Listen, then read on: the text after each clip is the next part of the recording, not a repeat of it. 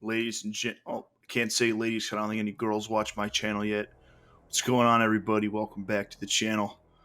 Today we're gonna be reviewing another ARPG, and I know last week I did say Titan Quest was one you may not have heard of, but in all honesty, people do know of that game. I was just trying to get people to click on the video, but this week we do have one that not that many people know of, much more obscure.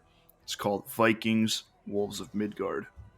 Could already tell by the title of this game that I would be on it like flies on a pile of shit. But I wouldn't say that because I don't like shit. But the thing is, I wasn't thinking about reviewing this game originally, but because I really wasn't liking it at first. And the reason why is because I don't like playing. I don't for some reason I don't like playing ranged characters in art like action games, in like Skyrim and Titan Quest, for example. I mean, Titan Quest I was playing ranged, but I mean it was okay. It was passable, I guess. But I did start out playing as a bow character, and I did not enjoy that at all. But you know, hey, it's a Viking game. I decided to give it another go. I played on Xbox when it first came out. There was like a free 30-minute trial, and I played it. I enjoyed it, but the game was like $30, $40. I can't recall exactly. I think it was 30. So I never got around to buying it. But I was looking on Amazon the other day. Well, not the other day, a few weeks ago, because that's when I got it, and it was $10. So I was like, hey, fuck it, I'm gonna pick it up and I'm gonna play it and maybe make a video out of it. So here we are now. So now enough of that. Let's start talking about the game itself. So starting out, you have a pretty basic character creator, but it's a pretty welcome addition because in most ARPGs I've played, Titan Quest and Diablo, the character there's not a really extensive character creator like this game has, where you can change your character's tattoo, you can change their hair, you can change their beard, kind of look like me. It's pretty cool that they have a game with me in it. It's pretty badass. I'm not that popular yet, but maybe I'll go into other games. I know Ninja just got a Fortnite skin. Maybe I'm next. But the character creator is basic, but you don't expect much in an ARPG from ARPGs I've played at least.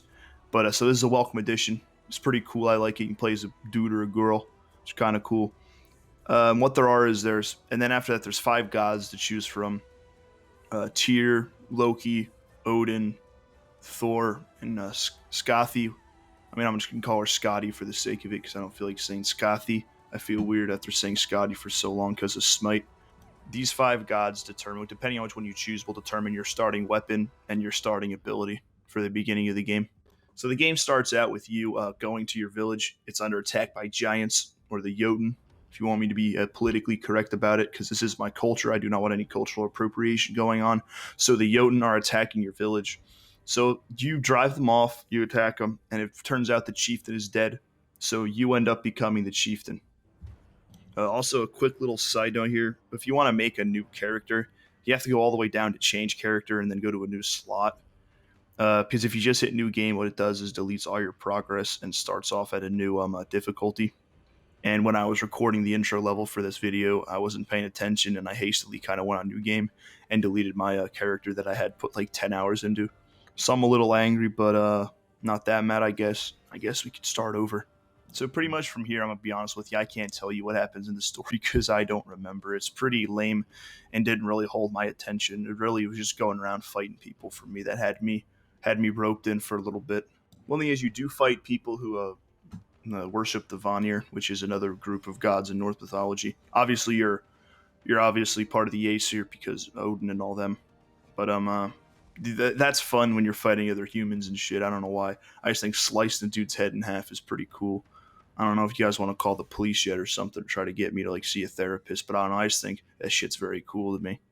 But after you complete this introduction level, you unlock your main village, which is like the village is your hub basically. And what you have is you have a weaponsmith and armor smith, as well as later on in the game you'll unlock a merchant. And I'll tell you right now, I'm not a fan of crafting gear. Never was, never will be. Especially this game, not at all. And the merchant, even when he comes, he only sells like 8 items at a time. So honestly, I'm gonna be honest with you, I think the merchant's kind of useless addition in my opinion. But as you play through the main story, you'll unlock items that you can use to upgrade your armor smith. You have to upgrade your my apologies, you have to upgrade your weaponsmith first, and then that'll allow you to upgrade your armor smith. But the weaponsmith is the one that actually needs one of those artifacts you unlock during a mission to upgrade it. So let's talk about the gameplay now, and just the gameplay loop in general. And to be honest with you, the gameplay, it feels very smooth. much more like Diablo 3. I'm going to compare this game a lot to Titan Quest and Diablo 3 because it's the most recent ARPGs I've been playing. And it definitely feels a lot better than Titan Quest. Because I don't know, the Titan Quest port on Xbox, the targeting at times is very wonky and hard to use and hard to maneuver the camera around just right to hit people at times. But this game, I haven't had that issue at all. But there were a few times I've had where enemies would glitch up in specific spots and I couldn't hit them.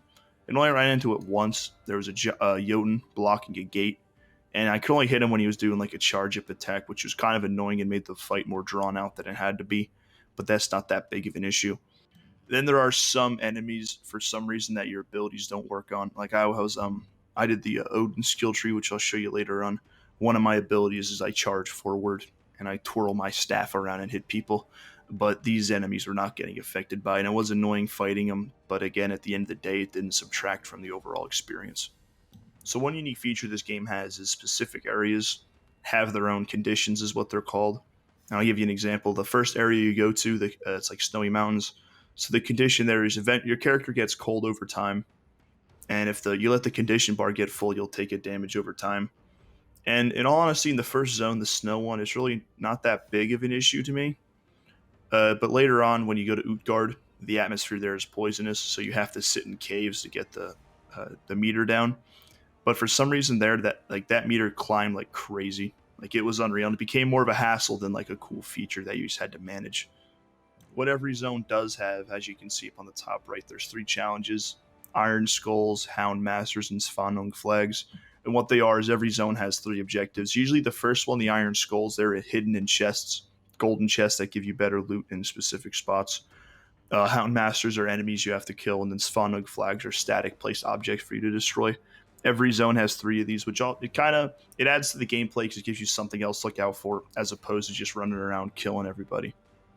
So, final thoughts on the gameplay. It gets old after about 8 hours to me because it's just the same loop of killing enemies over and over again. Maybe do a puzzle or 2 thrown in, kill a boss, return to the village, get more story dialogue, then go somewhere else, kill more enemies, kill a boss, repeat. It's just that same loop over and over again. But the thing is, all this would be better running around killing and stuff if this game had a better loot system and had interesting loot. But it's really not. Items are pretty generic. I'll discuss this more in depth later on, but the loot system in this game, if you play a game looking for loot, which most people play RPGs just for the loot, you're not going to find that here. It's mostly just the crafting system, which again, like I said, I never like crafting ever in games. I'm not a fan of it at all. Could talk about leveling up now though. What it is as you kill enemies, you don't have XP, you have blood, and then you have to go to a shrine and you have to give the blood to the gods, and then you're rewarded with a 1% stat increase depending on what stat you want to increase. So I'll give you some examples. You can increase your health, your armor, or your attack speed by 1%, or your elemental resistance every level by 1%. And then on top of that, you get 2 skill points, which you can put into the skill trees. And the skill trees are all after the 5 gods from the beginning of the game that you could choose from. And what it is in order for how you started with that weapon, that's the weapon that determines that skill tree. So for Odin, we're just going to use Odin as an example.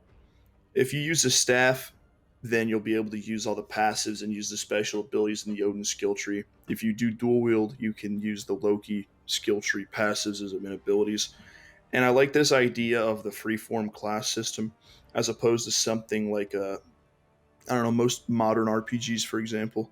You'll select your class right away, or class-based RPG, I should say, because RPGs are seeming to be kind of going away from that class system. And the thing with the class system is if you're locked into a class, you're stuck with that the rest of the game.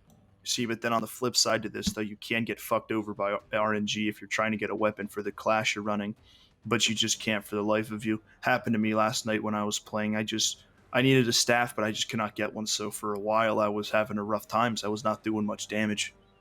Ultimately, though, I do feel that the skill trees of this game fall flat, because you look at something like Titan Quest, it allows for diverse builds because there's so many different skills and masteries you can do to make a unique play style. And something like Diablo, where you have so many abilities to choose from, you can make a unique play style. The thing is, in this game, if you pick a staff, you kind of have or a bow, you have a play style that's kind of given to you.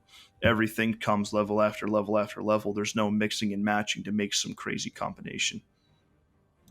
So now we're on to the final chunk of the game I'm going to be reviewing, and we're going to be taking a look at the loot system. And mostly in ARPGs, I don't know about y'all, but for me, I'm about that loot, man. Like I like killing stuff and getting cool items, getting cool legendaries and stuff like that. Not being showered with them, but getting them at a nice pace.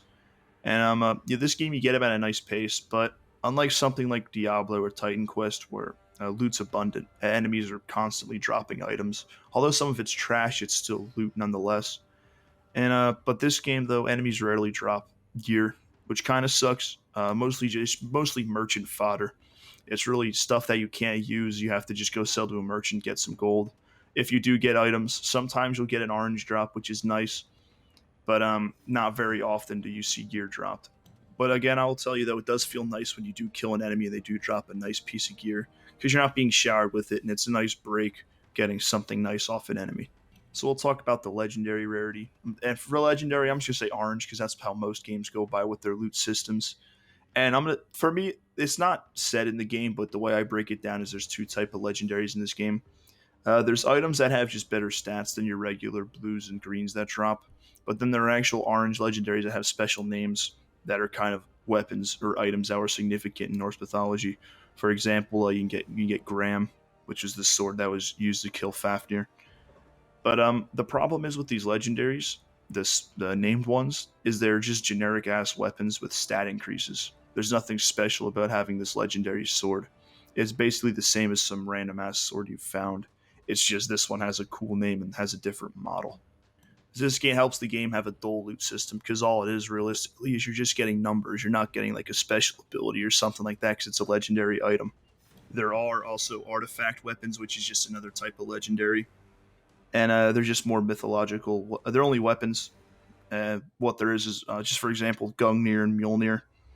And what you have to do is you have to get 3 parts throughout you're playing the campaign. There's hidden areas you can go to, which you'll get parts for these weapons to make them. And pretty much, again, they're just stat boosters as well. They don't offer anything special, just like an extra stat boost.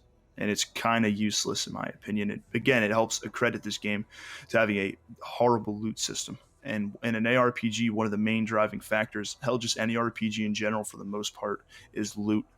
So ultimately, I'm a little turned off. I lost my character, but I am probably going to end up going back and playing it.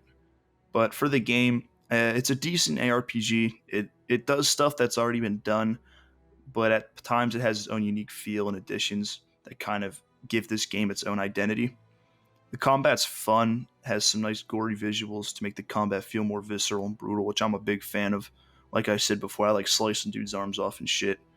I think Norse mythology is a great setting, personally. I mean, I am Braum Iron Fist. I kind of, required by law, I do have to say that. The story sucks, however, if you come for story. I mean, again, who plays ARPGs for the story, in all honesty? It has a weak class system with a linear progression. Has a poor loot system that doesn't encourage the player to keep playing in hopes of getting better gear, because it has more of an emphasis on the crafting system in the game, which, in my opinion, crafting is boring. I prefer just killing a cool enemy and getting a nice ass weapon or something like that. And all the cool legendaries you get they just increase your damage by a flat amount, as well as having small percents like your passives and stuff like 2% attack speed and stuff like that. It's very lackluster in my opinion. So in conclusion, I guess for $10 the game's fine, but any more and it probably yeah, I would have given this game a much harsher look. So if you're looking for an ARPG to play just for the sake of playing, I mean, this is a good option for the price. But if there are much better ARPGs you can get on sale for $10 on Steam and Xbox and such. This game, again, if you could buy it on Amazon like I did for $10 and you just want something to play, why not go ahead and give it a go? So for me, I guess I'm gonna give this game I'm gonna give it a 5 out of 10. It ain't too good, but it ain't too bad. But there's more bad than there is good in my personal opinion.